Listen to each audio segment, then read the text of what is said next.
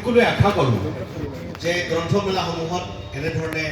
গ্ৰন্থৰ প্ৰণয়ন হওক, গ্ৰন্থৰ প্ৰচাৰ হওক, গ্ৰন্থৰ প্ৰসাৰ হওক, যাৰ যোগেদি কণ কণ মইনা মইনীসকলৰ পৰা বৃদ্ধ বৃদ্ধালৈকে সকলোৱে গ্ৰন্থৰ যি নতুন গ্ৰন্থৰ সুবাস, এই সুবাসেৰে সকলো মতলীয়া হওক আৰু গ্ৰন্থৰ যি ভৱিষ্যত ই যাতে আৰু উজ্বলি উঠক, গ্ৰন্থই মানুহৰ কাষ চাপক, তাকে আশা কৰোঁ।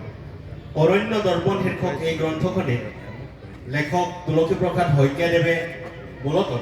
তেখেতৰ জীৱনৰ যিখিনি আত্মকথন ধৰ্মী লেখাই প্ৰাধান্যতা লাভ কৰিছে বুলি মই কিছু সময় গ্ৰন্থখনি চাই অনুভৱ কৰিছোঁ। তেখেতৰ জীৱনৰ বহুখিনি সৰু কালৰে পৰা বৰ্তমানলৈকে যেনেধৰণৰ বিভিন্ন ধৰণৰ জীৱ জন্তু অৰণ্যসমূহত আমাৰ ঢকুৱাখানা